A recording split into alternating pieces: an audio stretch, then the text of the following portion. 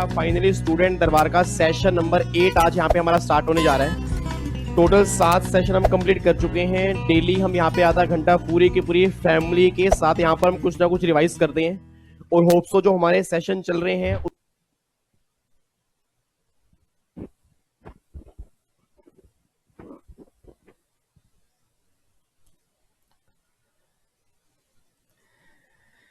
Hello friends, क्या हाल चाल है री। चलो सभी का हाल चाल फिर बढ़िया ही होना चाहिए। तो फाइनली मैं अपनी पूरी सीएस प्रोफेशनल की फैमिली के सामने एक बार सर फिर आप सभी के सामने यहाँ पे आ चुका हूँ और आज हमारे स्टूडेंट दरबार का सेशन नंबर 17 आज हम स्टार्ट करने जा रहे हैं। टोटल 16 सेशन हम कंप्लीट कर चुके हैं, जिसमें एग्जीक्यूटिव के भी होते हैं, प्रोफेशनल के भी होते हैं। और 16 सेशन पहले मैंने एक अनाउंसमेंट की थी कि मैं डेली शाम को आधा घंटा आऊंगा। तो बहुत सारे बच्चे डेली बेस पर यहाँ पर जुड़ते हैं। प्रोफेशनल के बच्चे एमडब्ल्यूएफ में आते हैं और टीटीएस में एग्जीक्यूटिव के बहुत सारे बच्चे यहाँ पे जुड़ते हैं। तो आई होप जितने बच्चे प्रोफेशनल के यहाँ पर डेली बेस पे आते हैं उनको फायदा मिल रहा होगा, क्योंकि बहुत सारे बच्चों के कमेंट बॉक्स में मैसेज आना स्टार्ट हो चुके हैं कि सर जितने भी आप सेशन ले रहे हो ना, उससे हमारी रिवीजन बहुत बढ़िया से हो रही है।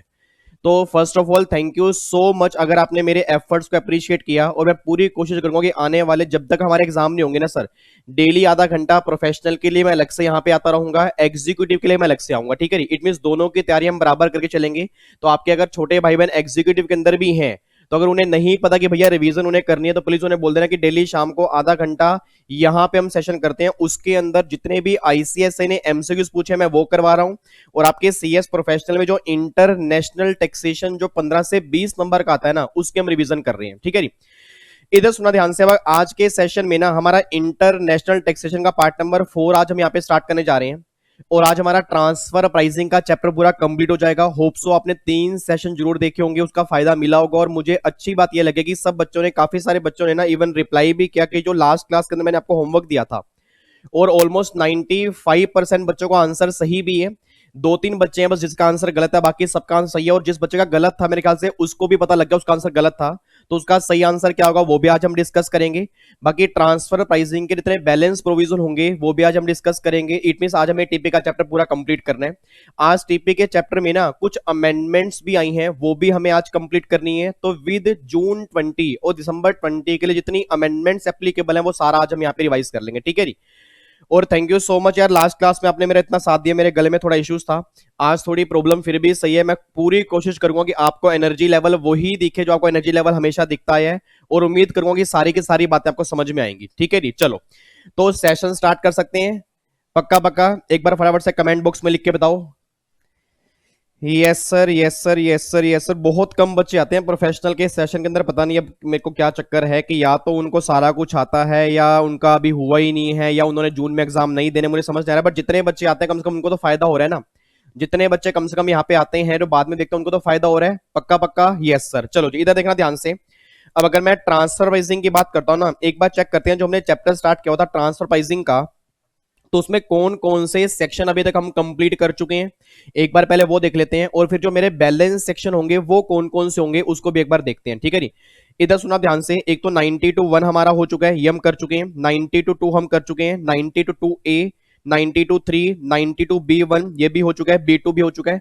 और ये जो मैंने ग्रीन से सर्कल किए ना, अगर आपको सर्कल दिख रहा हो, ये ग्रीन वाला सर्कल जो है, इस सेक्शन में अमेंडमेंट आई है। इट मीन फाइनेंस एक्ट 19 के अंदर अमेंडमेंट आई है। तो जिनके एग्जाम जून 20 में है, दिसंबर 20 में है, प्लीज वो ध्यान से इन सेक्शन को जरूर सुनेंगे। छोटी छोटी अमेंडमेंट्स हैं, अमेंडमेंट्स छोटी छोटी अमेंडमेंट्स बड़ी नहीं है, बट कई बार एग्जाम में हम अमेंडमेंट्स लिख के नहीं आते। और अगर जब क्वेश्चन आएगा अमेंडमेंट्स नहीं लिख के आओगे ना, तो कहीं ना कहीं वो नंबर काट लेगा। तो जो ग्रीन वाले सर्कल वाले हैं उसके अंदर अमेंडमेंट्स आई हैं। उसके बाद फिर यहाँ पे 92A हमने कंप्लीट कर लिया, 92C1 हमने कंप्लीट कर लिया, C2 हो गया, C3 हो गया, C4 हो गया। उसके बाद जो ये सर्कल वाला पोर्शन है ये आज हमें कंप्लीट करना है। और ये जो टिक मार्क वाला पोर्शन है वो सारा हम कंप्लीट कर चुके हैं। तो इट मींस एक तो आज हमें सेक्शन जो कंप्लीट करने हैं ना, वो पता है कौन कौन से कंप्लीट करने हैं। एक तो सेक्शन आज हमें कंप्लीट करना है 92D, ये वाला सेक्शन कंप्लीट करना है। 92CE ये कंप्लीट करना है जी। 92BA ये कंप्लीट करना है। 92CA कंप्लीट करना है, CB कंप्लीट करना है, 92E कंप्लीट करना है, CC कंप्लीट करना है, CD कंप्लीट करना है। और एक रूल नंबर 10CB है, ये डोटेड वाले प्रोविजन आज हमें यहाँ पे रिवाइज करने हैं, देन हमारा टीपी खत्म हो जाएगा। ठीक है जी, तो ये सेक्शन जो कंप्लीट कर लिए उसमें कोई दिक्कत तो नहीं है। पक्का पक्का मेरे ख्याल से किसी मेथड में किसी बच्चे को डाउट नहीं था। कप मेथड भी हो गया, रीसेल प्राइस मेथड भी हो गया, बट एक क्वेश्चन होमवर्क था, पहले वो डिस्कस कर लेते हैं, देन फिर हम आगे बढ़ेंगे, ठीक है जी। अच्छा, एक बार इन सेक्शन नंबर से इनकी हेडिंग बता दूं, हेडिंग क्या थी, या वो आपने कर लिया अच्छे से? बच्चा कह रहा सर एक बार हेडिंग बता दो, बस आज हम नए नए आए हैं तो एक बार ना आज हम सुन लेंगे ना तो हमें थोड़ा अच्छा फील होगा कि चल क्या रहा है। इधर देखो ध्यान से, नालायक को पहले क्यों नहीं आते। 90 to 1 का मतलब क्या था, 90 to 1 में कि अगर टीपी लगाना है तो टीपी इंटरनेशनल पे लगेगा, उस केस में आप एएलपी निकालोगे, एएलपी के बेस पे सारी कैलकुलेशन करोगे। फिर 90 to 2 हमारा किसका था, 90 to 2 में लिखा था अगर खर्चों की एलोकेशन करनी है तो भी एएलपी के बेस पे होगी। 90 to 2 में क्या लिखा था कि अगर कोई स्पेसिफाइड डोमेस्टिक ट्रांजैक्शन है उस केस में भी टीपी का लो लगेगा। 90 to 3 के अंदर क्या था, अगर टीपी लगाने से इंडियन गवर्नमेंट को नुकसान हो रहा है उस केस में ट्रांसफर प्राइसिंग का लो एप्लीकेबल नहीं होगा, ये 90 to C3 के अंदर था। फिर 90 to B1 और B2 के अंदर क्या था, एक्चुअल इंटरनेशनल ट्रांजैक्शन और डीम्ड इंटरनेशनल ट्रांजैक्शन किसे कहते हैं, वो B1 और B2 के अंदर था। फिर 92A एसोसिएटेड एंटरप्राइज की डेफिनेशन 92A के अंदर थी।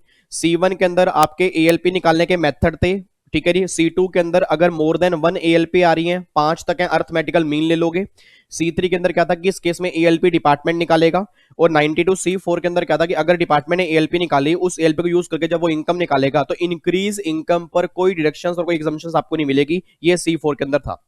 फिर रूल हमने रूल नंबर 10 से ये किया, रेंज कॉन्सेप्ट वाला, अगर एएलपी 6 या उससे ऊपर है तो रेंज कॉन्सेप्ट लगाना पड़ेगा। रूल नंबर 10 भी हमने किया, कप मेथड कैसे निकालते हैं, रीसेल प्राइस मेथड कैसे होगा, कोस्ट प्लस मेथड कैसे होगा, वो सारी की सारी बातें रूल नंबर 10 भी के अंदर है। तो ये सारी बातें अभी तक हमने कंप्लीट की है, ठीक है जी। तो फाइनली फिर मैं अब सेशन स्टार्ट करने जा रहा हूं आज का। अब जो बच्चे आज नए नए बच्चे ऐड हुए हैं तो उनसे मेरी रिक्वेस्ट है दोबारा से कि पहले 3 सेशन देख लेना, फिर ये वाला देखना, तभी समझ में आएगा, ठीक है जी।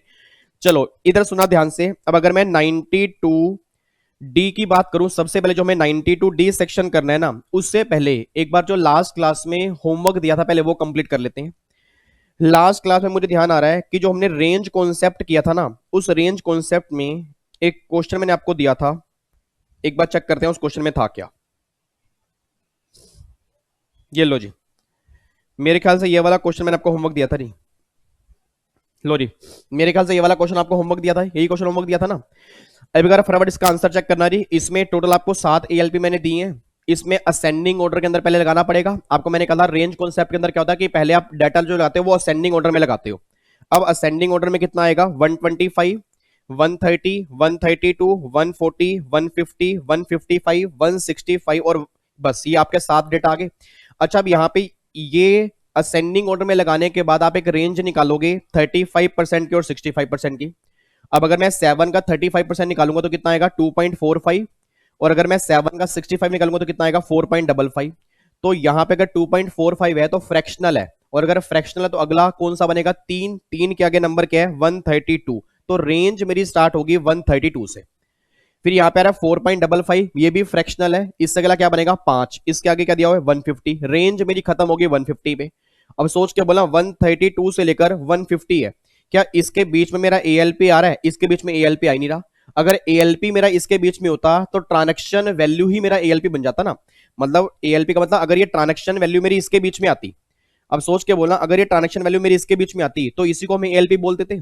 अब मेरी ट्रांजैक्शन वैल्यू 122 है, तो ये 122 जो है ना इस रेंज के बीच में नहीं आ रहा।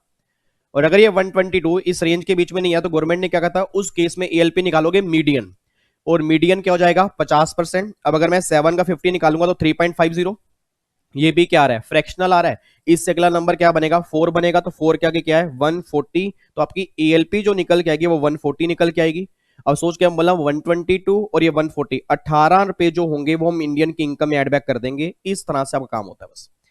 तो मेरे ख्याल से एक बार फटाफट से कमेंट बॉक्स में लिख के मुझे जल्दी बताओ किन किन का आंसर 140 आया था, किन किन का आंसर 140 था और किन किन का 140 नहीं था। झूठ मत बोलना, किताबें आपके हाथ में है, ठीक है। एग्जाम आपके आने वाले हैं, पाप लगेगा अगर किसी ने गलत बोला। किन किन का गलत था वो भी बताएंगे, किन किन का सही था वो भी बताएंगे। सारे बच्चे कमेंट बॉक्स में लिख के बताएं किन किन बच्चों का ये 140 आंसर सही था।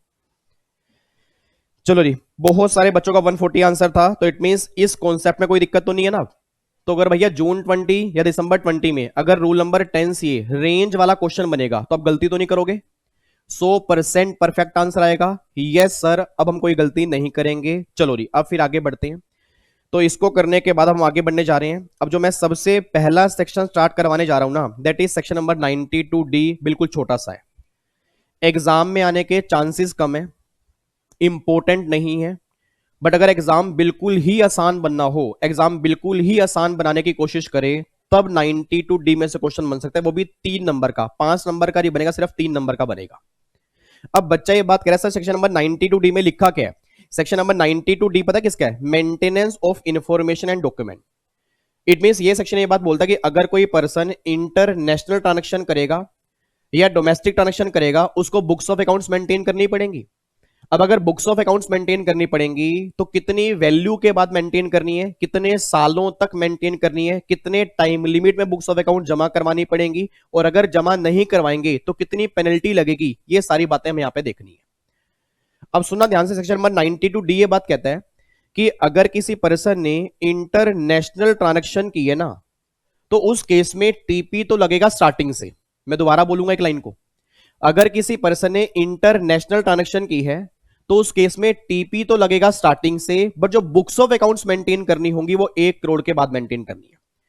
मेरे पूरी फैमिली के जितने बच्चे सीएस प्रोफेशनल के इस टाइम सामने बैठे हैं ना, बहुत ध्यान सुना, आप गलती करके आओगे। आप में से बहुत सारे बच्चों को ये बात पता नहीं होती, या पता होती है फिर भी वो गलती करके आते हैं, क्योंकि जब वो एग्जाम में लिखने बैठते हैं ना, उनका माइंड काम नहीं करता। तो भैया अगर ट्रांसफर प्राइसिंग लगने की बात करूंगा तो टीपी लगने की इंटरनेशनल ट्रांजैक्शन में कोई भी एग्जम्पशन लिमिट नहीं है। बट अगर बुक्स ऑफ अकाउंट्स मेंटेन करने की बात करूंगा ना, तो गवर्नमेंट ये बात कह रही है अगर तुम्हारी ट्रांजैक्शन वैल्यू 1 करोड़ से ऊपर होगी तब बुक्स ऑफ अकाउंट्स मेंटेन करने जरूरी है, 1 करोड़ तक मैंडेटरी नहीं है। तो यहां पर एक बार चेक करना, देखो मैंने क्या लिखा है। अगर ट्रांजैक्शन मेरी इंटरनेशनल है और डोमेस्टिक है तो 1 करोड़ तक मेंटेन करने जरूरी नहीं है, और डोमेस्टिक वाले केस में 20 करोड़ रुपए की लिमिट है। और आपको मे भी पता हो, जो बच्चे रिवीजन करने के लिए आ रहे हैं, क्योंकि उनको पता है रिवीजन ही चल रही है, कोई मैं डिटेल में तो नहीं करवा रहा, इट मींस आपको मैं रिकॉल करवा रहा हूं कि जो आपने क्लास में किया होगा आपको याद आ जाए। तो याद करो, आपने क्लास में किया होगा डोमेस्टिक ट्रांजैक्शन पर टीपी तब लगता है अगर डोमेस्टिक ट्रांजैक्शन वैल्यू 20 करोड़ से ऊपर होती है। और कई बच्चों को लिमिट पुरानी याद होगी 5 करोड़ रुपए की। सर वो लिमिट 5 करोड़ रुपए की बहुत पुरानी है, वो कब का लो चेंज हो चुका है, तो अब नई लिमिट जो है वो 20 करोड़ रुपए की है। इट मींस अगर ट्रांजैक्शन 20 करोड़ से ऊपर होगी तो टीपी लगाना, अगर ट्रांजैक्शन 20 करोड़ तक होगी तो ना तो टीपी लगेगा ना ही बुक्स ऑफ अकाउंट्स मेंटेन करने। बट अगर ट्रांजैक्शन इंटरनेशनल है और अगर वो 1 करोड़ तक है, टीपी लगेगा। बट अगर ट्रांजैक्शन 1 करोड़ से ऊपर है, टीपी तो वैसे भी लगेगा, but books of accounts maintain करने मैंडेटरी हो जाएंगे, बस ये बात ध्यान देना। ठीक है जी। तो ये जो लिमिट मैं आपको बता रहा हूं 1 करोड़, और ये लिमिट बता रहा हूं 20 करोड़, ये दोनों लिमिट जो है ये बुक्स ऑफ अकाउंट्स मेंटेन करने की है, ये टीपी लगने की नहीं है। हाँ वो बात अलग है कि डोमेस्टिक वाले केस में बुक्स ऑफ अकाउंट्स मेंटेन करने की और टीपी लगने की ये दोनों लिमिट सेम है। बट इंटरनेशनल ट्रांजैक्शन वाले केस में बुक्स ऑफ अकाउंट्स मेंटेन करने की एग्जम्पशन लिमिट 1 करोड़ रुपए है, बट ट्रांसफर प्राइसिंग जो है ना वो स्टार्टिंग से लगेगा, बस एक बात ध्यान देना। ये बात क्लियर है? पक्का पक्का? Yes sir. आगे बढ़ो। कितने साल तक मेंटेन करने है जी? 8 साल तक मेंटेन करने, इसको भी 8 साल। वैसे इनकम टैक्स में नॉर्मली आपके होते हैं 6 साल। अगर आपको पता हो, आपने क्लासेस के अंदर किया होगा कि इनकम टैक्स में डिपार्टमेंट आपके पिछले 6 साल की केस खोल सकता है, मतलब 6 साल के बुक्स ऑफ अकाउंट्स मेंटेन करने होते हैं। बट ट्रांसफर प्राइसिंग में टीपी के जो बुक्स ऑफ अकाउंट्स होंगे वो कितने साल तक मेंटेन करने हैं? 8 साल, बस ये पर ध्यान देना। उसके बाद अगर ये बुक्स ऑफ अकाउंट डिपार्टमेंट आपसे मंगाता है तो आपको 30 दिन में जमा करवानी होती है, 30 दिन के अंदर। और अगर 30 दिन में जमा नहीं कराते तो 30 दिन की एक्सटेंशन और मिल जाएगी, तो मतलब टोटल जो आपको मिलेंगे ना वो 60 दिन मिलेंगे, बस ये पर ध्यान देना। तो वही सेम के डोमेस्टिक वाले केस में 30 दिन प्लस में 30 दिन, टोटल कितने मिल गए? 60 दिन में आपको बुक्स ऑफ अकाउंट जमा करवाने पड़ेंगे। अच्छा, अब यहां पे जो अमेंडमेंट आई है वो अमेंडमेंट आई है, if assessee constitute an entity of an international group shall also keep and maintain a books of accounts। अब यहां पे एक छोटी सी अमेंडमेंट आई है कि अगर कोई एंटिटी है वो एक कॉन्स्टिट्यूट करती है क्या? International group. It means international group का मतलब क्या है कि उसके बीच में कई सारी एसोसिएटेड पार्टी हैं, उन सब ने मिलकर एक इंटरनेशनल ग्रुप बनाया कि फॉर एग्जांपल हम सब मिलकर एक ट्रांजैक्शन करेंगे इस पार्टी के साथ। तो गवर्नमेंट ये बात कहती है कि अगर सिंगल एसोसिएटेड है वो तो अपने बुक्स ऑफ अकाउंट्स मेंटेन करेंगे ही करेंगे, बट अगर किसी एंटिटी ने इंटरनेशनल ग्रुप मेंटेन किया ना तो उस इंटरनेशनल ग्रुप को भी अपनी बुक्स ऑफ अकाउंट्स मेंटेन करनी पड़ेंगी।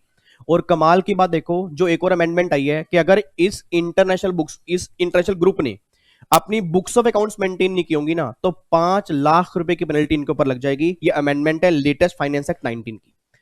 तो सिंपल सी बात ये निकल के आ रही है, पहली बात तो क्या निकल के आ रही है, अगर अलग अलग पार्टीज हैं तो बुक्स ऑफ अकाउंट्स मेंटेन करने, अगर इंटरनेशनल ग्रुप आया है तो भी उसको बुक्स ऑफ अकाउंट्स मेंटेन करने हैं, और अगर वो group books of accounts maintain नहीं करेगा तो 5 लाख रुपए की पेनल्टी इसके ऊपर लग जाएगी। बस ये बात ध्यान दो। अब बच्चा ये बात कहता है सर अगर मान लो इंटरनेशनल ग्रुप नहीं है और फिर बुक्स ऑफ अकाउंट्स मेंटेन नहीं किए तो नॉर्मल केस में कितनी पेनल्टी है? फिर इतनी आपकी ट्रांजैक्शन वैल्यू है उसका 2%, उसका 2% आपके ऊपर पेनल्टी लगेगी। बस ये बात ध्यान देना, ठीक है ना। तो इस वाले केस में लगती है पेनल्टी 2%, ये आगे रखे मैं आपको दिखाऊंगा। और अगर इंटरनेशनल वाले ग्रुप की बात करूंगा तो पेनल्टी कितनी लगेगी? 5 लाख रुपए की। बस ये बात ध्यान दो, ठीक है जी। तो बिल्कुल छोटा सेक्शन है, एग्जाम में 3 नंबर का बने, 2 नंबर का बने या ना बने वो बात एक अलग है, बट एग्जाम में क्वेश्चन अगर बनेगा तो मैक्सिमम जो बनेगा वो 3 नंबर तक का बनेगा। लास्ट टाइम मुझे फटाफट से बोल दो रही, बुक्स ऑफ अकाउंट्स में एग्जाम्पशन लिमिट कितनी कितनी है? इंटरनेशनल वाले केस में 1 करोड़ में, डोमेस्टिक वाले केस में 20 करोड़ की। कितने साल तक मेंटेन करने हैं? 8 साल। कितने टाइम में बुक्स ऑफ अकाउंट जमा करवाने पड़ेंगे? 30 दिन, प्लस में 30 दिन एक्सटेंशन आपको और मिलेंगे। और अगर आपने बुक्स ऑफ अकाउंट्स मेंटेन नहीं की तो पेनल्टी कितनी लगेगी? 2%। और अगर इंटरनेशनल ग्रुप होगा उस केस के अंदर पेनल्टी कितनी लगेगी? 5 लाख रुपए की। ये सारी बातें हमने यहाँ पे की है, ठीक है जी। अच्छा, उसके बाद एक छोटा सेक्शन आपका और आता है, सेक्शन नंबर 92CE। अब ये सेक्शन नंबर 92CE का मतलब क्या है? आपको यहाँ पे थोड़ा लाइट दिख रहा होगा, ये ग्रीन कलर का पेन यूज हुआ पड़ा है। तो अगर मैं सेक्शन नंबर 92CE की बात करूंगा ना, ये है रिपोर्ट ऑफ ट्रांसफर प्राइसिंग। आपने क्लास के अंदर पढ़ा होगा कि जब भी हम कोई ट्रांजेक्शन करते हैं, चाहे वो इंटरनेशनल है चाहे वो डोमेस्टिक होती है ना, उस केस में हमें सीए के ना एक सर्टिफिकेट लेना पड़ता है, सीए से रिपोर्ट लेनी पड़ती है। आपके एग्जाम में आने के चांसेस 0% ही हैं। ऑब्वियस सी बात है, हमारे एग्जाम सीएस के हैं सर, पावर ये सीए की है। अब अगर हमारे एग्जाम सीएस के हैं तो हमारे एग्जाम में चांसेस बहुत कम बन जाते हैं कि क्वेश्चन वो बने जिसमें पावर सीए की हो, क्योंकि गवर्नमेंट ने क्या बोला कि अगर ट्रांजैक्शन की इंटरनेशनल, ट्रांजैक्शन की डोमेस्टिक, तो उस केस में तुम्हें सीए की रिपोर्ट लेनी पड़ेगी, और वो सीए की रिपोर्ट जमा करवानी पड़ेगी 30 November of the assessment year. याद करो, आपने क्लासेस के अंदर पढ़ा होगा रिटर्न फाइल करने की मेनली 3 डेट होती हैं, 31 जुलाई, 30 सितंबर और 30 नवंबर। जुलाई किन के लिए? नॉर्मल पर्सन के लिए जिनका ऑडिट कंपलसरी नहीं होता। सितंबर किसके लिए? या तो वो कंपनी होगा या वो ऑडिट कंपलसरी होगा। और नवंबर किन के लिए? जो टीपी की रिपोर्ट जाती है ना, वो टीपी की रिपोर्ट कब जाती है? 30 November of the assessment year, that is section number 92CE, ठीक है जी। एक बार चेक करो, देखो यहाँ पे क्या लिखा है, assessee required to file report of chartered accountant in the form of 3CEB। ये फॉर्म नंबर है, form number 3CEB up to 30 November of the assessment year. अब चाहे वो इंटरनेशनल हो चाहे वो डोमेस्टिक हो, दोनों केस में उसको रिपोर्ट जमा करवानी पड़ेगी। बस ये बात ध्यान दो। अच्छा, एक बच्चा ये बात कहता सर यहाँ पे क्या वो सीएमए नहीं है? सीएमए यहाँ पे क्यों आएगा नालायक? याद करो, जो अगर आपने जीएसटी की बात कर रहे हो तो जीएसटी में ऑडिट करने वाले सीए और सीएमए दोनों होते हैं। मैं यहाँ पे टीपी की रिपोर्ट की बात कर रहा हूँ। तो टीपी की रिपोर्ट जो होगी ना, वो सिर्फ सीए ही साइन कर पाएगा, उसके बिना ना तो वो सीएस कर पाएगा ना वो सीएमए कर पाएगा। बस ये बात ध्यान दो। तो चांसेस एग्जाम में बनने के हैं नहीं, बट आपको कम से कम प्रैक्टिकल लाइफ के अंदर पता हो कि अगर टीपी की रिपोर्ट बनवानी है तो टीपी की रिपोर्ट कौन बनाएगा? सीए। और जमा कब तक करवानी होगी? 30 November of the assessment year. ये डेट आपको याद होनी चाहिए, ठीक है जी। उसके बाद फिर एक सेक्शन है बिल्कुल छोटा सा, अगेन सेक्शन नंबर 92CB। ये किसका है? सेफ हार्बर रूल का है। अब ये सेफ हार्बर रूल ना, कुछ रूल्स गवर्नमेंट ने बनाने हैं और वो रूल्स जून 20 के लिए एप्लीकेबल नहीं है, दिसंबर 20 के लिए अभी तक कोई नोटिफिकेशन नहीं है, तो दिसंबर 20 के लिए अभी तक एप्लीकेबल नहीं है। बट मैं दोबारा बोल रहा हूं, अगर ध्यान रखना, जिनके एग्जाम दिसंबर में उनके एग्जाम में 30 जून तक के अमेंडमेंट आती है। अभी हमारा अप्रैल चल रहा है तो 2 महीने और पड़े हैं। अगर इन 2 महीनों में इस सेक्शन में कोई भी नोटिफिकेशन आ गई कि ये वाले रूल्स एप्लीकेबल होंगे तो दिसंबर 20 के अंदर आएंगे, नहीं तो नहीं आएंगे।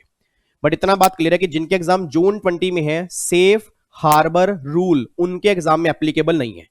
आपके मॉड्यूल में दिए हुए हैं, आप चेक करना, वहां पर उन्होंने साफ साफ लिखा है कि आपके जून में एग्जाम में एप्लीकेबल नहीं है, क्योंकि प्रैक्टिकल लाइफ में अभी इफेक्टिव हुए ही नहीं है। बट प्रैक्टिकल लाइफ में जिस दिन इफेक्टिव होंगे, अगर वो 30 जून से पहले हो जाएंगे फिर तो दिसंबर के एग्जाम में आएंगे, नहीं तो दिसंबर के एग्जाम में भी नहीं आएंगे। एक बच्चा सामने बैठा है, बच्चा ये बात कहता है सर ये सेफ हार्बर रूल होते क्या है? सेफ हार्बर रूल के अंदर कुछ नहीं होता कि जो भी आपने ट्रांजैक्शन वैल्यू दिखाई होती है ना, उसी ट्रांजैक्शन वैल्यू को गवर्नमेंट एएलपी मान लेती है। अब ऐसी कौन कौन सी ट्रांजैक्शन होंगी जिस केस में जो आप वैल्यू बताओगे उसी को एएलपी मान लेंगे, उसके लिए गवर्नमेंट ने रूल्स बनाए हैं। तो वो रूल्स जून 20 को नहीं पढ़ने, दिसंबर 20 वालों को पढ़ सकते हैं अगर वो जून तक नोटिफिकेशन आ गई। देखो मैंने यहां पे लिखा गया, safe harbour rule means circumstances in which international transaction आप करते हो, उसमें इनकम टैक्स अथॉरिटीज जो होती है ना, shall except the ALP declare by SSC. मतलब जो आपने एएलपी डिक्लेयर की है, जो आपने प्राइस डिक्लेयर किया ना, उसी को आपकी एएलपी बना देंगे। इस केस में ये लिखा होता है। तो मैंने लिखा भी है नोट एप्लीकेबल फॉर जून 20 के लिए एप्लीकेबल नहीं है, बस ये बात ध्यान देना। उसके बाद देखो जी, फिर एक सेक्शन है 92CC, ये सेक्शन इंपॉर्टेंट है, इसको थोड़ा ध्यान से सुनना। ये सेक्शन नंबर 92CC और सेक्शन नंबर 92CD जो है ना, इसके अंदर पक्का पक्का क्वेश्चन बनता है सर, 100% क्वेश्चन बनता है। और बहुत सारे बच्चों को ना क्वेश्चन समझ में आता नहीं। आपको मैंने कहा भी था कि जब मैंने याद करो स्टार्ट किया था, जब मैंने रिवीजन कराना स्टार्ट की थी ना, तो उस टाइम मैंने कहा था कि बहुत सारे बच्चों के एक डाउट आते हैं कि सर ये रोल बैक प्रोविजन क्या होती है। ये रोल बैक मतलब ट्रांसफर प्राइसिंग, मैंने क्वेश्चन बार बार आता है रोल बैक प्रोविजन। अब ये रोल बैक प्रोविजन क्या होते हैं, तो वो सारी की सारी बातें आपकी इस सेक्शन में आती है। 92CC और 92CD ये किसका है, एडवांस प्राइसिंग एग्रीमेंट। सर एक बात मैंने सोच के बोलना, यहां पर मैं टाइम लगाऊंगा, थोड़ा समझने की कोशिश करना, क्योंकि आपके एग्जाम में कंफर्म क्वेश्चन बनेगा 5 नंबर का। मैं नहीं चाहता मेरी फैमिली का सिंगल बच्चा भी गलती करके आए। एक बात मैंने सोच के बताओ, अगर मैं 92CC और 92CD की बात करूंगा, इसके नाम से ही पता लग रहा है एडवांस प्राइसिंग एग्रीमेंट। अब अगर मैंने बोला एडवांस प्राइसिंग एग्रीमेंट, तो नाम से क्या लग रहा कि प्राइसिंग जो होगी ना, जो प्राइसिंग जो होगी वो एडवांस में ही डिटरमाइन कर देंगे कि तुम्हारी ट्रांजैक्शन का प्राइस क्या होगा। अब बच्चा ये बात कहता है सर, मैंने कहा हाँ सर, क्या इस स्कीम में हमें जाना ही पड़ेगा? गवर्नमेंट कहते हैं नहीं। इट मींस गवर्नमेंट ये बात कहती है कि जिस पर्सन को ये लगता है कि मुझे मोह माया से दूर जाना है, इस नश्वर संसार से दूर जाना है, भाई मैं 6 मेथड फॉलो नहीं कर सकता, मैं बुक्स ऑफ अकाउंट्स मेंटेन नहीं कर सकता, मैं टीपीओ के पास नहीं जा सकता, मेरे को एएलपी निकलवानी नहीं है, मेरी एएलपी पहले ही कोई निकाल दे, सिंपल सा मेथड हो, उस केस में गवर्नमेंट कहते तुम हमारे पास आ जाओ। तो गवर्नमेंट ने एक स्कीम निकाली है कि अगर कोई असेसी, ध्यान सुन, अगर कोई असेसी सीबीडीटी के पास एक एप्लीकेशन डालेगा, एप्लीकेशन में क्या डालेगा कि भैया मेरा ट्रांजैक्शन ये होंगी, उसका मुझे एएलपी निकाल के बता दो, तो उस केस में सीबीडीटी क्या करेगा, या तो आपका एएलपी निकाल के बता देगा, या एएलपी निकालने का ना मेथड बता देगा, और वो method other than specified method भी हो सकता है। अब बच्चा ये सामने बैठा, बच्चा ये बात कहता है सर एक बार दोबारा समझा दो, आपने क्या बोला है?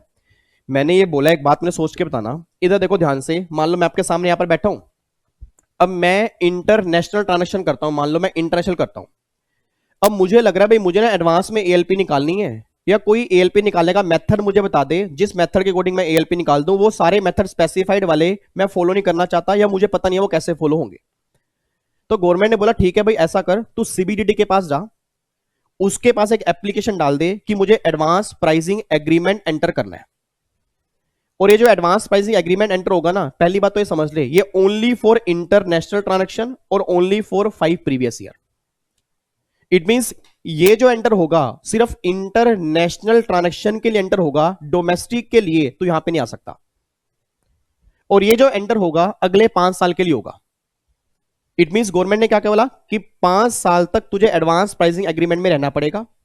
5 साल कौन से, पिछले नहीं, अभी गवर्नमेंट अगले की बात कर रही है। और अगर तू इस एग्रीमेंट के अंदर जाएगा तो ये सीबीडीटी क्या करेगा, या तो तेरा एएलपी निकाल देगा, या वो एएलपी निकालने का ना कोई मेथड बता देगा, और वो method other than specified method भी हो सकता है। और ये अदर देन स्पेसिफाइड मतलब cup method, resale price method, profit split method, cost plus method, उनके अलावा भी मेथड ये बता सकता है, ये बात ध्यान देना। अब बच्चा कह रहा है सर फिर जो इसने एएलपी हमें बताई और इसने हमें एएलपी निकालने का मेथड बताया, तो क्या हमें वही मेथड फॉलो करना पड़ेगा? गवर्नमेंट कहती है यस, कि अगर तुम यहां पे जा चुके हो तो ये एग्रीमेंट जो है ना, एडवांस प्राइसिंग एग्रीमेंट जो है, ये कुछ लोगों पर बाउंड हो जाएगा। मतलब फिर वही तुम्हें एएलपी लेनी पड़ेगी, वही तुम्हें मेथड फॉलो करना पड़ेगा, तुम और कोई एएलपी नहीं ले सकते।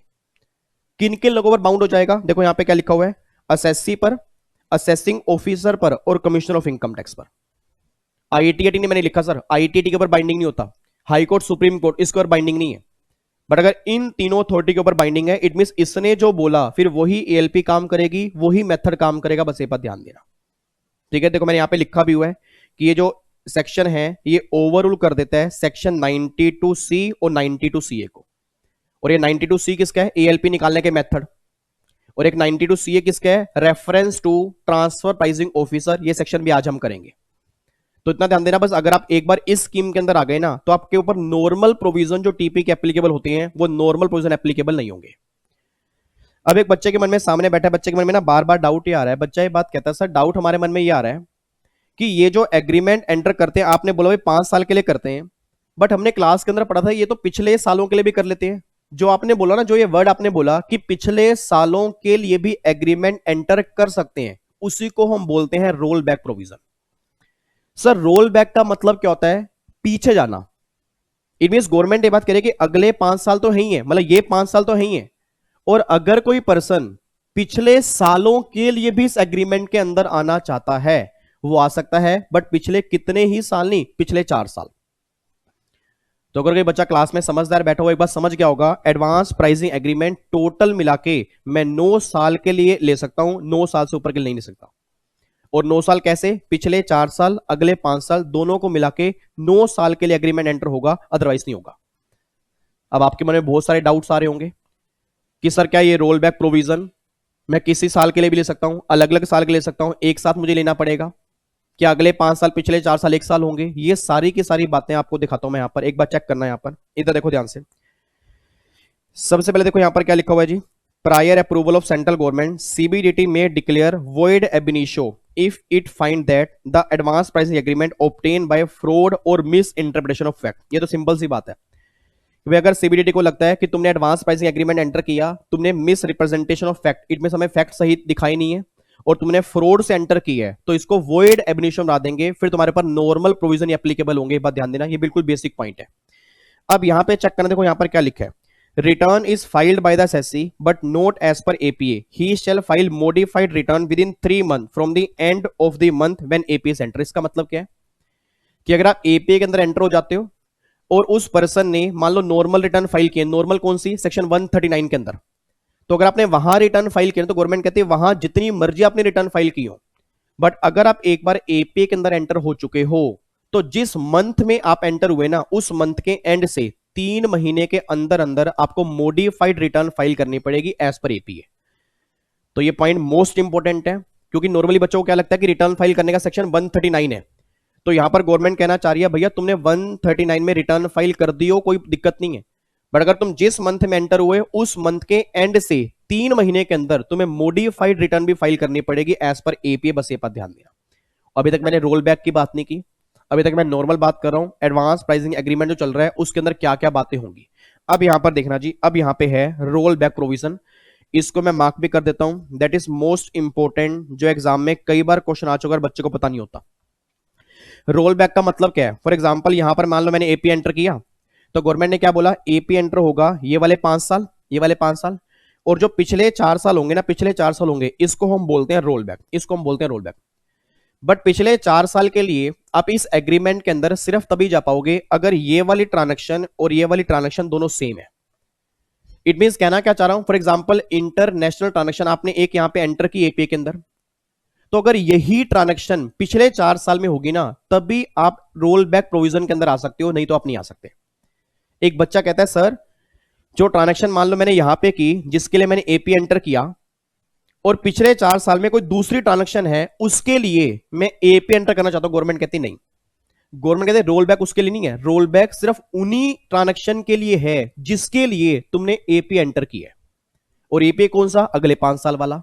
तो भैया सिंपल सी बात, पहले अपने माइंड में ये डाल के चलो कि जो मेरे अगले 5 साल एपीए के अंदर होंगे ना, वही सेम ट्रांजेक्शन, उसी के लिए मैं रोल बैक एंटर कर पाऊंगा, और किसी के लिए एंटर नहीं कर पाऊंगा। देखो मैंने क्या लिखा है, ट्रांजेक्शन जो है should be similar, transaction similar हो, and pending with department, department पास पेंडिंग पड़ी हो। ऑब्वियस सी बात है, जो डिपार्टमेंट ही मेरी जो ट्रांजेक्शन ही मेरी कंक्लूड हो चुकी है, एक ट्रांजेक्शन मैंने की थी पिछले 4 साल में, वो ट्रांजेक्शन मेरी कंक्लूड हो चुकी है। अब अगर ट्रांजेक्शन ही मेरी कंक्लूड हो चुकी है, उसके लिए मैं एपी एंटर क्यों करूंगा? तो गवर्नमेंट ने क्या बोला, पहली बात तो ट्रांजेक्शन वो सिमिलर हो, और दूसरी बात वो ट्रांजेक्शन डिपार्टमेंट के पास पेंडिंग पड़ी हो, तभी तो एपी के अंदर आएगा, नहीं तो नहीं आएगा। अब प्लीज ध्यान सुना, आगे मैंने क्या लिखी है, conditions for applying roll back, ये मोस्ट इंपोर्टेंट है, ये आपको लिख के आनी है। अगर एग्जाम के अंदर 5 नंबर में क्वेश्चन बनता है, तो ये सारी कंडीशंस अगर आपको लिख के आओगे तब आपको नंबर मिलेंगे, तो नंबर वो काट लेगा। देखो सबसे पहली कंडीशन क्या है, international transaction is same as international transaction which was entered in APA. वो तो मैंने आपको बता ही दिया कि भैया जिसके लिए हमने एपीए एंटर किया था, उसी सेम के लिए रोल बैक प्रोविजन एप्लीकेबल होंगे, दूसरी ट्रांजेक्शन के लिए नहीं होंगे। पहली कंडीशन तो ये। दूसरी कंडीशन क्या है, last for previous year return must be file within due date under section 139(1) not 139(4). देखो मैंने यहां पर 4 पे क्रॉस मार रखा है। इट मींस जिन सालों के लिए, जिन पिछले 4 साल के लिए आप एपी एंटर करना चाहते हो, उन सालों की रिटर्न आपने सही टाइम पर फाइल की हो। जिस साल की रिटर्न आपने सही टाइम पर फाइल नहीं की होगी उस साल के लिए आप रोल बैक के अंदर नहीं आ सकते। एक बच्चा ये बात बोलता है, सर मैंने कहा हाँ। सर जैसे मान लो मेरे मन में एक डाउट आ रहा है और ये डाउट मेरा काफी टाइम से था। मैंने कहा डाउट मन में क्या है? कहता मान लो आज मैंने यहां पे ना एपी एंटर किया, आज मैंने यहां पर एपी एंटर कर दिया, तो जब मैंने एपी एंटर किया तो अगले 5 साल मेरे एपी में आ गए। मैंने कहा यस। कहता फिर आपने बोला कि हम रोल बैक भी कर सकते हैं। मैं कहा यस। कहता रोल बैक में आपने बोला 4 साल। मैं कहा यस। कहता अगर मान लो मैं 4 साल के नहीं आना चाहता, पिछले किसी 2 साल के लिए आना चाहता हूं या किसी 1 साल के लिए, तो क्या ये पॉसिबल है? गवर्नमेंट कहती नहीं। गवर्नमेंट ये बात कहती है प्रैक्टिकली अगर आपको पता हो, अगर आप रोल बैक के अंदर आओगे तो पिछले 4 साल के लिए ही आओगे। हां, अगर किसी साल की रिटर्न आपने सही टाइम पर फाइल नहीं की उस साल के लिए रोल बैक एप्लीकेबल नहीं होगा। बस ये बात ध्यान देना। तो मतलब सिंपल सी बात ये निकल के आ रही है कि भैया लेना है तो अगले 5 साल, पिछले 4 साल। हाँ, ऐसा नहीं है कि आपको अगर अगले 5 साल लेने हैं तो पिछले 4 साल लेने ही पड़ेंगे, ये बात मैं आगे जाकर बताऊंगा। बट इतना ध्यान रखना कि अगर एपीए के अंदर आते हो आप तो भैया पिछले 4 साल लगातार आने पड़ेंगे। हाँ, किसी साल में अगर कंडीशन सेटिस्फाइड नहीं है उस साल में रोल बैक एप्लीकेबल नहीं होगा। बस ये बात ध्यान दो। देखो मैंने क्या लिखी है, पिछले 4 साल की रिटर्न अगर सही टाइम पे फाइल की है तभी आप रोल बैक के अंदर आओगे, नहीं तो नहीं आ सकते उस साल के लिए। उसके बाद सीए की report must be filed with in the specified time limit for last 4 year. जो सीए की रिपोर्ट है सेक्शन नंबर 92 सीई, उन 4 साल के लिए आपने with in specified time limit जमा करवा दी हो तभी आप यहां पे आ पाओगे। जिस साल की रिपोर्ट आपने सही टाइम पर जमा नहीं कराई होगी उस साल के लिए आप रोल बैक के अंदर नहीं आ सकते। उसके बाद जी, roll back is an option not mandatory. Roll back एक ऑप्शन है, मैंडेटरी नहीं है। इसका मतलब पता क्या है? ऐसा नहीं है कि अगर आप एपीए के अंदर आए, अगले 5 साल के लिए आए तो आपको रोल बैक के अंदर आना ही पड़ेगा, ऐसा गवर्नमेंट ने कहीं नहीं कहा भैया। इट मींस गवर्नमेंट ये बात कहना चाह रही है कि भैया अगर आप एपीए के अंदर आ गए हो 5 साल के लिए, रोल बैक के अंदर आना या ना आना वो तुम्हारे पास ऑप्शन है। एक बच्चा सामने बैठा है, डाउट आ गया उसके मन में, कहता सर ऐसा भी हो सकता है कि अगर मान लो मैं रोल बैक के अंदर आना चाहता हूं, रोल बैक के अंदर आना चाहता हूं और अगले 5 साल के लिए एपीए एंटर नहीं करना चाहता, ये पॉसिबल नहीं है, ये पॉसिबल नहीं है। इट मींस अगले 5 साल, ध्यान सुना, अगले 5 साल के अंदर आप आते हो, रोल बैक लेना या ना लेना वो ऑप्शन है, बट सिर्फ आप रोल बैक लेना चाहते हो वो पॉसिबल नहीं है। बस ये बात ध्यान देना, ठीक है। देखो आगे यहां पे लिखा होगा, roll back not applicable when after roll back provision reducing the total income increase the loss. ये तो सिंपल सी बात आपको मैंने पहले भी कहा था, जिस केस में टीपी का एप्लीकेबल होगा ही नहीं तो वही सेम बात यहां लिखी है, अगर रोल बैक लगाने से इनकम कम हो रही है, लॉस इंक्रीज हो रहे हैं, उस केस में रोल बैक नहीं लगेगा जी। तो ये बात मैंने आपको पहले बता भी दी थी कि अगर टीपी का लो लगाने से इंडियन इनकम कम होती है उस केस में टीपी एप्लीकेबल नहीं होता तो रोल बैक भी एप्लीकेबल नहीं होगा। अब देखो यहां पर मेन बात क्या है, एपीए एंटर कर लो, रोल बैक एंटर नहीं कर रहे, ओके है, ये चलेगा। आप एपीए एंटर कर रहे हो, रोल बैक एंटर नहीं कर रहे, चलेगा। बट गवर्नमेंट ये बात कहना चाह रही है कि अगर आप एपीए एंटर नहीं कर रहे, रोल बैक एंटर करना चाहते हो, वो पॉसिबल नहीं है। बस ये बात ध्यान देना। तो ये मोस्ट इंपॉर्टेंट पॉइंट है रोल बैक के सर, ध्यान रखना। अगर आप एपीए एंटर कर रहे हो, रोल बैक एंटर नहीं करो, चल जाएगा। बट सिर्फ रोल बैक एंटर करना चाहते हो और एपीए अगले 5 साल वाला एंटर करना नहीं चाहते, वो पॉसिबल नहीं है, वो लॉ में कोई पॉसिबिलिटी नहीं है।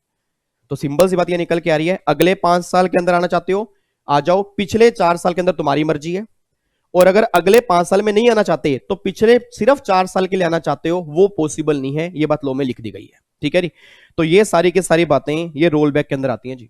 तो एग्जाम में जब क्वेश्चन बनते हैं ना 5 नंबर का, तो आपके देखो 1 2 3 4 5, ये 5 पॉइंट अगर आप लिख के आओगे और अगर ये डायग्राम बना के आओगे तो 5 में से 5 नंबर आपको पूरे मिलेंगे। तो बच्चे रोल बैक से घबराते हैं, रोल बैक सर कुछ भी नहीं है। रोल बैक का मतलब ये होता है, तो मैं दोबारा रिपीट कर देता हूं, रोल बैक का मतलब आप एपी अगर यहां एंटर कर रहे हो पिछले 4 साल के लिए आ सकते हो, बट पिछले 4 साल में आने के लिए कुछ कंडीशन होती हैं। जिस साल के लिए आना चाह रहे हो उस साल की रिटर्न सही टाइम पर फाइल की हो, सीए की रिपोर्ट आपने सही टाइम पर फाइल कर दी हो, ठीक है जी। उसके बाद फिर गवर्नमेंट ने यहां पर बोला कि अगर आप रोल बैक किया होगे तो सेम ट्रांजेक्शन के लिए एंटर करोगे जो आपने अगले 5 साल के लिए एंटर की है। और दूसरी फिर बात गवर्नमेंट ने यहां पर बोली है कि आपको यहां पे जो रोल बैक प्रोविजन है वो एप्लीकेबल नहीं होंगे। अगर रोल बैक लगाने से इंडियन इनकम कम हो रही है, लॉस इंक्रीज हो रहे हैं, उसके इसमें रोल बैक नहीं लगेंगे। और सिर्फ रोल बैक प्रोविजन लेने हैं वो भी एप्लीकेबल नहीं होंगे। इट मींस अगले 5 साल, पिछले 4 साल वो पॉसिबल है, सिर्फ पिछले 4 साल वो पॉसिबल नहीं है। बस ये पर ध्यान देना, ठीक है जी। तो ये सारी बातें आपकी सेक्शन नंबर 92 सीसी और 92 सीडी जो है ये बातें उसके अंदर आती हैं। क्लियर है बात? पक्का पक्का आगे बढ़ सकते हैं, चलो जी। अब जो अगला सेक्शन एक और है, section number 92 CE, secondary adjustment. Again most important section, most important section. जो बच्चे सेशन छोड़ के जा चुके हैं उन्हें पता नहीं है कि वो आज क्या मिस करेंगे, उनको एग्जाम के बाद पता लगेगा उन्होंने क्या मिस किया है।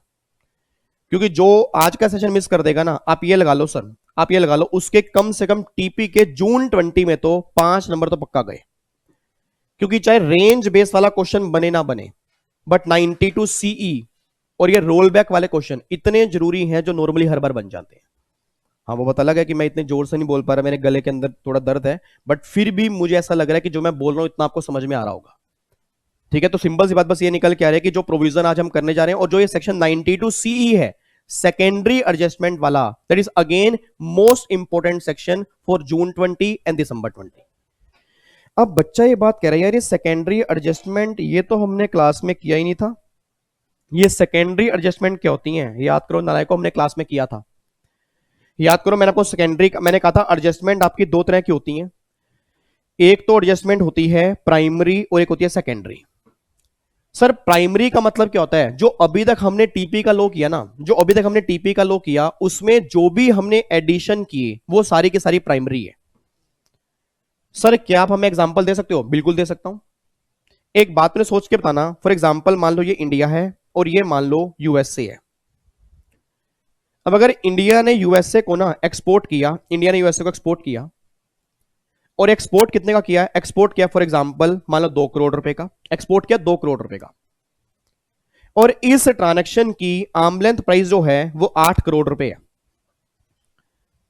मेरा पूरी फैमिली से क्वेश्चन है, अगर मैंने सामान एक्सपोर्ट किया 2 करोड़ रुपए का और अगर एएलपी 8 करोड़ रुपए है तो इंडियन गवर्नमेंट को नुकसान कितना हो गया?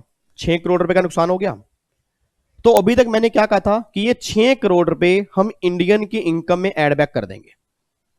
मैं दोबारा से रिपीट करूंगा, अभी तक जो हमने इतने सारे 3 लेक्चर रिवीजन किए उसके अंदर हमने ये बातें तो की हैं कि आप एएलपी निकालो, फिर एएलपी से कंपेयर करो, जितना डिफरेंस होगा वो डिफरेंस इंडियन की इनकम में एड बैक कर दो। अभी हमने ये किया। अब जो ये एड बैक वाली बातें हैं ना, इसको हम बोलते हैं प्राइमरी एडजस्टमेंट। ये प्राइमरी है। अब गवर्नमेंट कहती है यार एक बात मुझे बता कि हमने तेरी इनकम में 6 करोड़ रुपए एड बैक कर दिए, उससे हमें टैक्स तो आ गया, उससे हमें टैक्स तो आ गया, बट ये 6 करोड़ रुपए इंडिया में कहां है? 6 करोड़ रुपए इंडिया में तो आई नहीं भैया। अब हम एक सेक्शन लेके आ रहे हैं 92 सीई, सेकेंडरी एडजस्टमेंट। अब गवर्नमेंट इंडिया वाले को कह रही है, हां भाई सुन मेरी बात, कि जो तूने मार्कर, फॉर एग्जांपल ये मार्कर है, जो तूने मार्कर 2 करोड़ रुपए का बेचा है, ये मार्कर मार्केट वैल्यू उसकी 8 करोड़ रुपए है, और अगर तूने मार्कर 2 करोड़ का बेचा, इसकी वैल्यू 8 करोड़ रुपए है, तो 6 करोड़ रुपए तो हम तेरी इनकम में एड बैक करेंगे। और दूसरा, अब हम तुझे कह रहे हैं ये 6 करोड़ रुपए बाहर से इंडिया में लेके आ।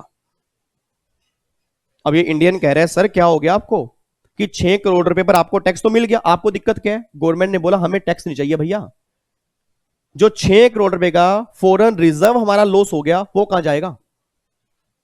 भैया अभी तक तो हम काम कर रहे थे, अभी तक तो टिपिकल चल रहा था, और जब इतनी हैवी हैवी ट्रांजैक्शन, करोड़ों करोड़ों की ट्रांजैक्शन, इतना हैवी रिजर्व का हमें लॉस होगा, तो भैया ये काम तो नहीं चलेगा। तो सिंपल सी बात यह है कि एडजस्टमेंट प्राइमरी भी होगी, एडजस्टमेंट सेकेंडरी भी होगी। और सेकेंडरी का मतलब यह है जितना डिफरेंस आप इंडिया की इनकम में एड बैक कर रहे हो वो डिफरेंस आपको वापिस भी इंडिया में लाना पड़ेगा। यह बात ध्यान देना। इंडिया वाला कहता मैं नहीं लाऊंगा वापिस, भाई मैंने जब तुम्हें टैक्स पे कर दिया तो मैं ये 6 करोड़ रुपए वापिस क्यों लेके आऊं? तो गवर्नमेंट ने कहा हमारी बात भी सुन ले फिर अब, कि अगर तू ये 6 करोड़ रुपए इंडिया में वापिस नहीं लाएगा ना, हम तेरे को 90 दिन का टाइम दे रहे हैं, 90 डेज का टाइम दे रहे हैं, 90 डेज का। अगर 90 डेज में तू ये पैसा वापिस नहीं लाता तो ये बात कान खोल के सुन ले कि तेरे ऊपर इंटरेस्ट लगना स्टार्ट हो जाएगा, और ये इंटरेस्ट जिंदगी के साथ भी जिंदगी के बाद भी लगेगा। फिर ये मत बोलियो इंटरेस्ट क्यों लग रहा है, क्योंकि भैया अभी बोल रहे हैं पैसा वापिस ले आ, और अगर तू पैसा वापिस नहीं लाएगा तो इंटरेस्ट तुझे देना पड़ेगा। इंटरेस्ट देखो हर मंथ में इंटरेस्ट देना पड़ेगा, बस ये बात ध्यान देना। अच्छा अब एक बच्चे का डाउट आ गया, बच्चा ये बात कहता है सर ये जो पैसा में वापिस लाना है ये वापिस लाना किससे है? ये पैसा वापस लाना किससे है? तो अभी तक लो में लिखा हुआ था कि जिस पार्टी के साथ तुमने ट्रांजैक्शन की ना, जिसके तुमने ट्रांजैक्शन की, उस पार्टी से वापस लेके आओ। बट ये पर्सन कहता है अब वो पार्टी मुझे पैसा दे ही नहीं रही, वो पार्टी मान लो फॉर एग्जांपल मना कर रही है, ये है वो है, कई सारे इसने रीजन दे दिए, कह रही पैसा तो नहीं आ रहा। तो अब फाइनली फाइनेंस एक्ट 19 में गवर्नमेंट ने क्लोज डाल दिया कि सुन भाई इंडिया वाले, कि अगर ये वाली पार्टी तुझे पैसा नहीं दे रही तो किसी और जो बाहर तेरी एसोसिएटेड एंटरप्राइजेज है ना, तो उनसे 6 करोड़ रुपए लेके आ, बट तेरे को 6 करोड़ रुपए लाने पड़ेंगे। भाई साहब कितना बड़ा लो लेकर आ गए। मतलब अगर ये पार्टी नहीं दे रही ना, तो दूसरी एसोसिएटेड एंटरप्राइजेज जो तेरी हैं, तो उनसे भी 6 करोड़ रुपए इंडिया में ला सकता है। हमें कोई दिक्कत नहीं है, हमें 6 करोड़ रुपए इंडिया में चाहिए। तो ये लेटेस्ट अमेंडमेंट है। एग्जाम में केस स्टडी बन सकती है आपके। एग्जाम में केस स्टडी क्या बन सकती है कि भाई ये पार्टी नहीं दे रही, दूसरी पार्टी से डिपार्टमेंट कह रही है आपको लेके आना है पैसा, एसएससी कह रहा है वो कैसे लेके आऊंगा, उससे लेके नहीं आऊंगा। तो अब यहां पे आपको ये बताना है कि क्या वो दूसरी पार्टी से 6 करोड़ रुपए ला सकता है? गवर्नमेंट कहती है यस ला सकता है। आपको मैं दिखाता हूं, देखो गवर्नमेंट ने क्या लिखा है कि जो ये आपको पैसा लेके आना है इंडिया में फ्रॉम एनी एसोसिएटेड एंटरप्राइजेज, आपको उससे पैसा लेके आना पड़ेगा इंडिया में, बस ये बात ध्यान दो। ठीक है जी। तो पहली बात तो ये समझ में आ गया। सेकेंडरी का मतलब क्या है? सेकेंडरी का मतलब क्या है कि जो आपने एक्सेस मनी एड बैक की है, जो एक्सेस मनी एड बैक की है उसको इंडिया के अंदर वापस लेके आना 90 डेज के अंदर। अब ये 90 डेज काउंट कहां से करेंगे वो भी छोड़ दो, बट पैसा 90 डेज में लेके आना है, ये बात अपने माइंड में डाल के रखो। देखो ये यहां पे क्या लिखा है। प्राइमरी का मतलब क्या है? Excess money add back in Indian income, excess money add back कर दो इंडियन इनकम में। प्राइमरी एडजस्टमेंट अगर 1 करोड़ या उससे कम की है then no secondary. Important point, अगर आपकी प्राइमरी एडजस्टमेंट 1 करोड़ तक की है, 1 करोड़ तक की है, इट मीन जो आपने ये एडिशन किया ना, ये 1 करोड़ तक किया, उस केस में सेकेंडरी नहीं होगी, ओनली प्राइमरी होगी। गवर्नमेंट के लिए जहां हम तुझे छोड़ देंगे, हम नहीं कहेंगे तू पैसा बाहर से लेके आ अगर तेरी प्राइमरी 1 करोड़ तक की है। अब सोच के बोला इस क्वेश्चन के अंदर प्राइमरी कितनी है? 6 करोड़ की है साहब। और अगर प्राइमरी 6 करोड़ की है तो सिंपल सी बात है सेकेंडरी करनी ही पड़ेगी। बट एक बात और ध्यान देना, ये सेकेंडरी एडजस्टमेंट का लॉ एप्लीकेबल होगा 1 अप्रैल 17 या उसके बाद, मतलब जो प्रीवियस ईयर 17-18 है ना, उसके बाद सेकेंडरी एडजस्टमेंट होती है, उससे पहले की ट्रांजैक्शन पर सेकेंडरी वाला लॉ एप्लीकेबल नहीं होगा। ये गवर्नमेंट ने अभी क्लैरिफिकेशन निकाली है।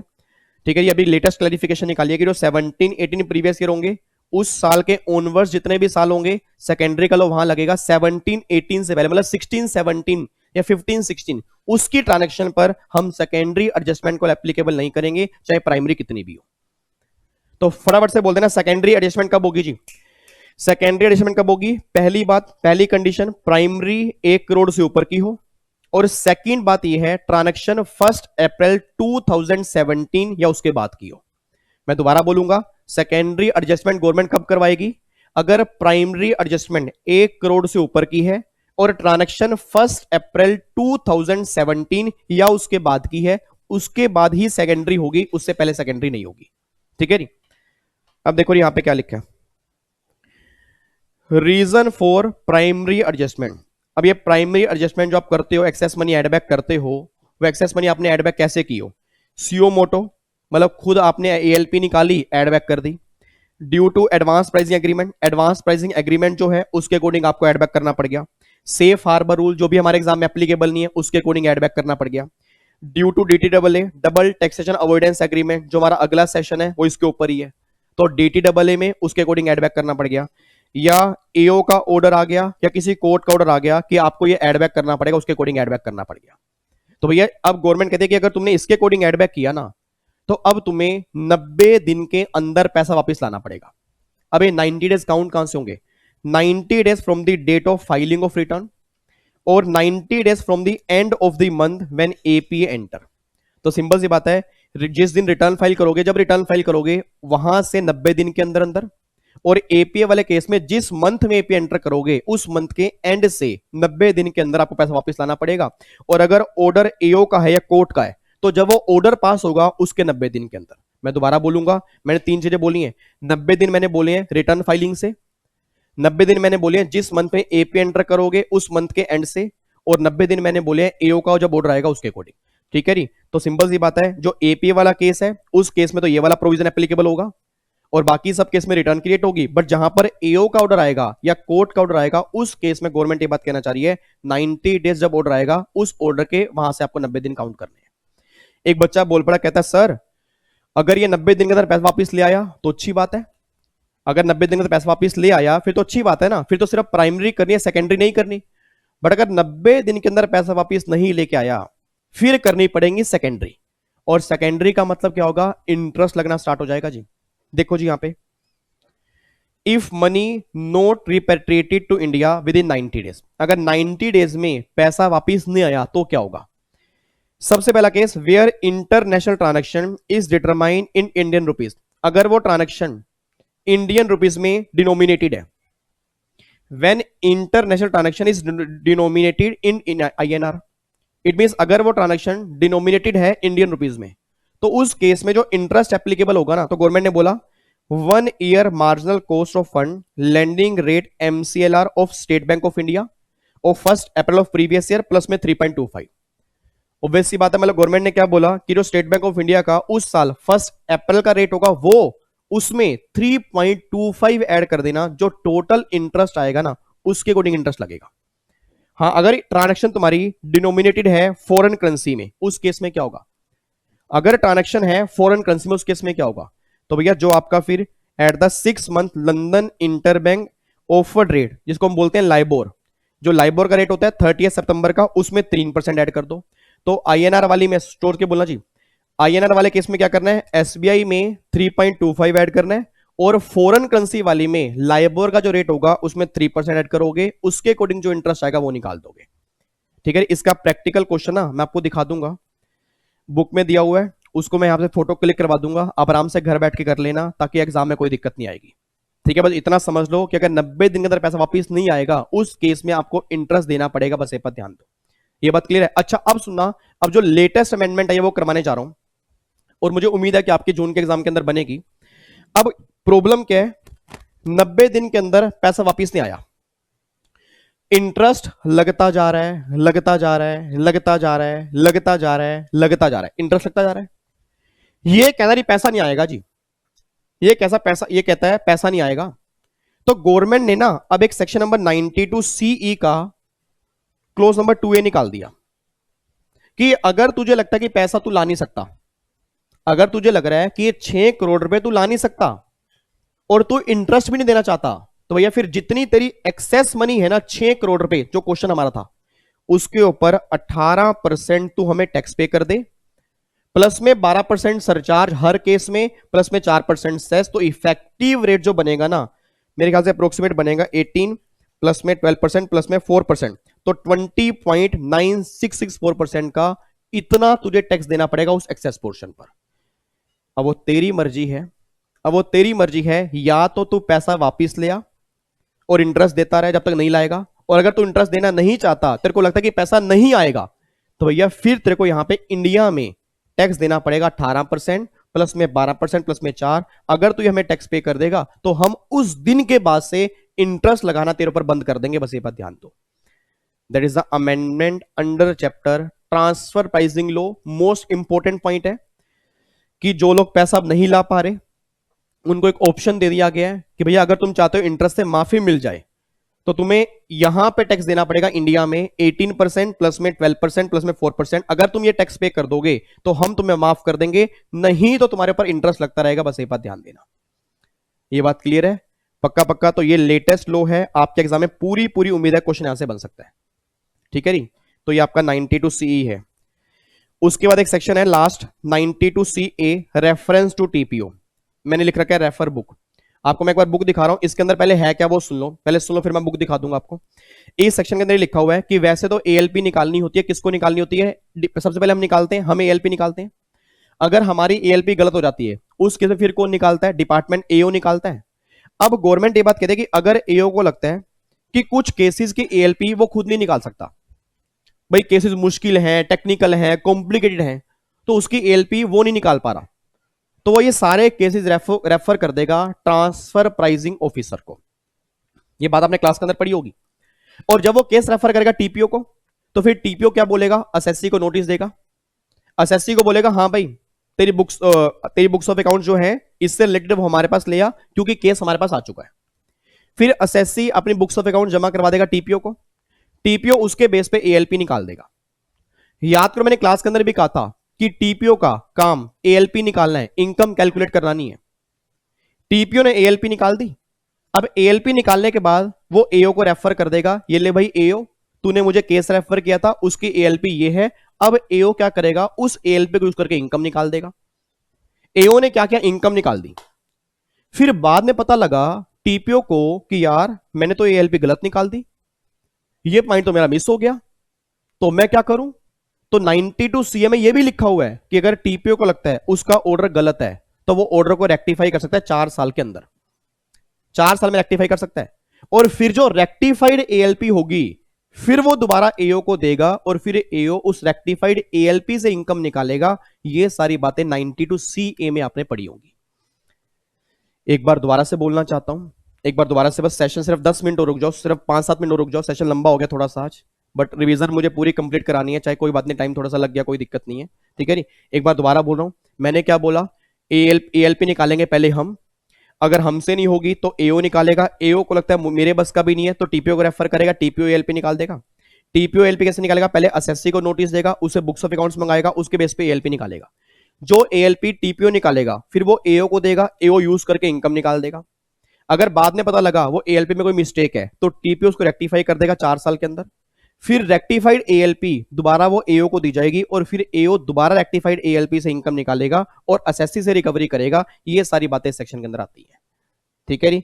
तो आओ मैं आपको दिखाता हूं, यहां पे ये सेक्शन नंबर 92 सी ए है, ये देखो, ये आपके सामने बुक्स में दिया हुआ है, ठीक है। वही सारी बात यहां पे लिखी हुई है, देखो पहले अप्रूवल लेके रेफर कर देगा टीपीओ को, फिर टीपीओ नोटिस भेजेगा, बुक्स ऑफ अकाउंट्स मंगाएगा, उसके बेस पे एएलपी निकालेगा, ठीक है। तो ये सारी की सारी बातें ना, ये सारे क्लोज जो हैं, देखो एओ फिर इनकम निकाल देगा, ठीक है, फिर रेक्टिफाइड मिस्टेक, फिर अमेंडेड एएलपी देगा, उसके बेस पे इनकम निकाल देगा। तो ये सारी की सारी बातें वही हैं जो हमने यहाँ पे पढ़ी है, ठीक है। अब मुझे ना यहाँ पे आपको एक चीज दिखानी है, एक तो पहले तो इस सेक्शन की फोटो क्लिक करो, ये लो पेनल्टी, ट्रांसफर प्राइसिंग में पेनल्टी कौन कौन सी है, इसकी फोटो क्लिक करो। मैं इसकी एक बार पूरी स्क्रीन कर रहा हूं जी, इसकी फोटो क्लिक कर लो, पूरी स्क्रीन कर रहा हूं। ये जो मैंने इंटरनेशनल ग्रुप लिखा है ना, इसकी 5 लाख की पेनल्टी, ये बिल्कुल नहीं आई है अभी, तो एग्जाम के अंदर पूछ सकते हैं। ये पेनल्टी की पूरी फोटो क्लिक कर लो जी, पेनल्टी की पूरी फोटो क्लिक कर लो कि किस केस में कौन सी पेनल्टी लगनी है। क्लिक कर ली फोटो आपने, उसके बाद अब एक बार यहां पे आ रहा हूं मैं, ये लो,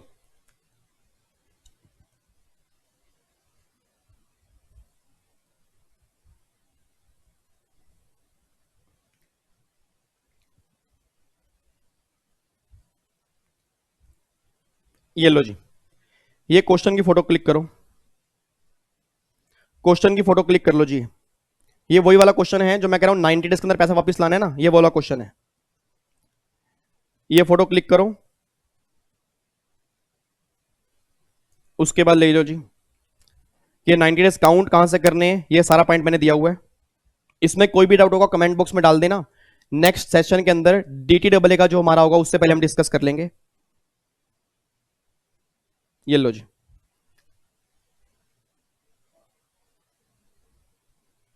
उसके बाद ये लो,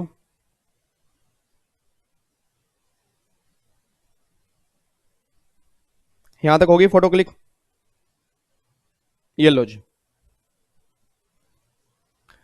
ठीक है जी। तो एक क्वेश्चन जो है ये आपने कर लेना है, एग्जाम में क्वेश्चन बनेगा तो इस तरह से क्वेश्चन बनेगा जी, एग्जाम में क्वेश्चन जो बनेगा ना 92 सीई का 90 डेज वाला, वो इस तरह से बनेगा, ठीक है।